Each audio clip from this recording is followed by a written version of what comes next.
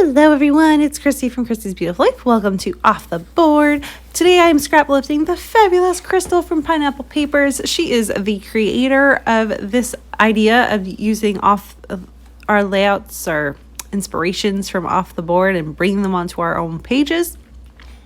And I'm scrap lifting her in particular because it's also May I Scrap Lift You, which is another series that she does.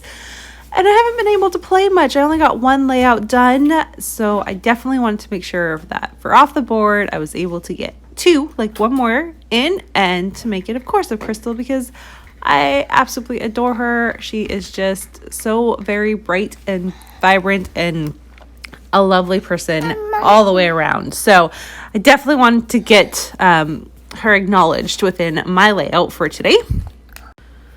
The layout I chose in particular to scrap lift today is this gorgeous one where she has some watercolor in the background and then some paper that she probably used some fringe scissors with.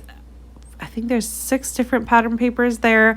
Anyways, I loved it. It just caught my eye right away. I think this one was a little bit farther back in her collection. I kind of scrolled through her whole Instagram one night, just kind of getting her vibe. I mean, I watch her layouts and I know what she does a lot, but I was just trying to do something that I knew would mix with some photos I had to do. And one of them is to finish.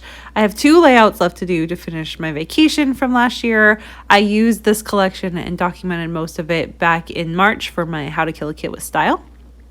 And I was just so close. So I'm using the collection Go the Scenic Route by Paige Evans, which is a little bit brighter than the Maggie Holmes collection that Crystal had used. So I'm trying to get a little bit of a brighter color going on here. You can see I started with some blue, a teal, the red, skipped to the yellow. I'm trying to get in an orange in between the red and the yellow. I then need to go ahead and remember that I had a pink piece of pattern paper, so I need to get some pink going on.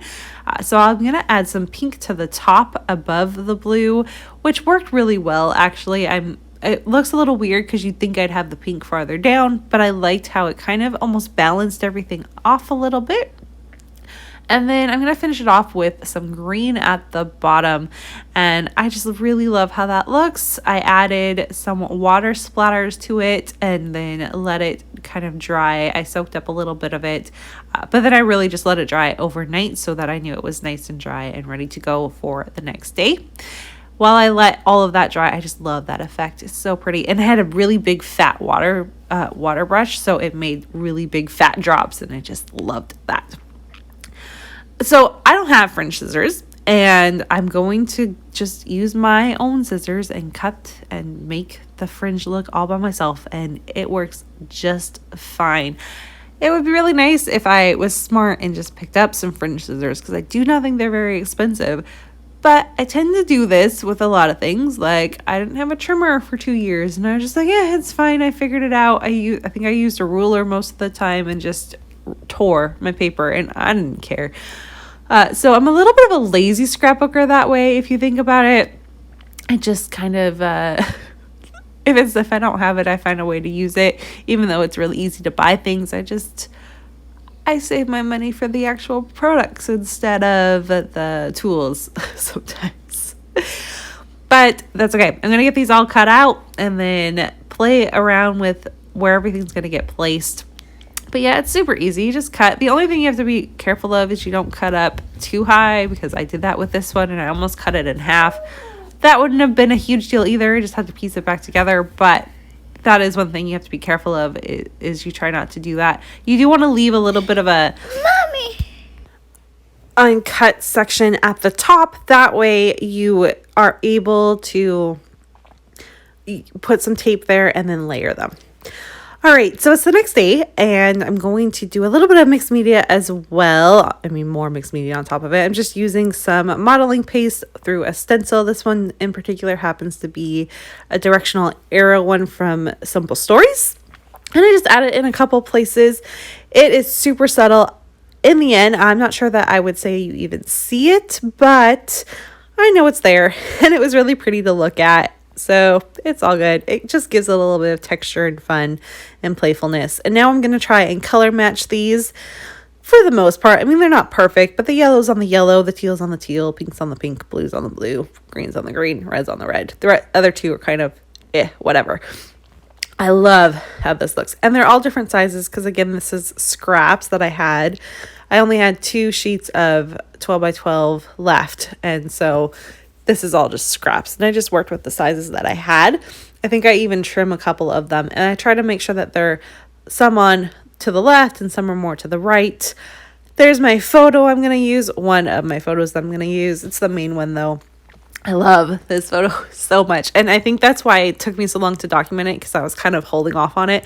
But what it is I think where it's actually asleep, possibly. I can't remember. But when we were at this, we were at Harrison, and the big thing up there is Bigfoot. So there's Bigfoot stuff everywhere, like on the ground, the one that tell you to stay 6 feet apart, or his feet. And there's just so cool, like an Aboriginal kind of piece against a wall. It was huge. I don't think you can see it because the photo's so small, but that second photo up at the top right there, my little ones are down at the bottom. You just can't even see them. And then there was the sandcastle and the sign that says to stay 6 feet apart, and he kind of has his arms stretched out. And then the final one is one of Jackson sitting on his head by a bench. So it was just a photo opportunity that they obviously have there. I just love them. And I wanted to get it all documented at once because it was fun and it was a really neat part of being there. So I definitely wanted to document that. And I actually was not planning on doing a big, bright, colorful layout for it, but the way this turned out, it's just perfect. It fits the mood of the vacation. It fits my boys. So I just think it's perfect. I'm titling it Bigfoot, nothing too exciting because that's what it is. I think I'll do some journaling actually in that little green area that you can see. There is some of that mixed media there, but I think there's enough space there that I can probably add some journaling. And then I don't have like any embellishments. I was able to add a chipboard sticker that said notes and then some florals. And that's all I had left from this collection. I killed this collection when I was working with it the other month, which is awesome because that's what you want to do, is you want to take your collections and get them used up. That's something that Crystal is very good at, by the way, way better than me. So I was very happy to get some more of this used up. And I have, like I said, one layout left and this whole thing is done. And I'm so excited and I can't wait. It'll be soon. But yeah, very happy with this turnout. I feel like I did a pretty good job of scrap lifting. Crystal, you get the vibe going on. Mine's a little bit busier than hers, but I think you can see where the inspiration came from. Make sure you head on over and see what everyone else is doing today. There's a bunch of different things. I think most people are kind of sticking with the scrap lift idea today to kind of represent May I Scrap Lift You, to kind of highlight Crystal and her amazing series that she comes up with. She seriously comes up with really great ideas. And I hope you just kind of enjoyed this one. I pretty happy with it, to be honest with you. And I will be up. I think I've got one more layout to share to wrap up this month, and my kill a kit for my How to Kill a Kit with Style using my unfinished project. So that will be up later this week as well. Other than that, I hope you're having a fabulous Wednesday, and I'll see you all soon. Here is a look at my finished layout coming up. Thanks so much for watching. Bye.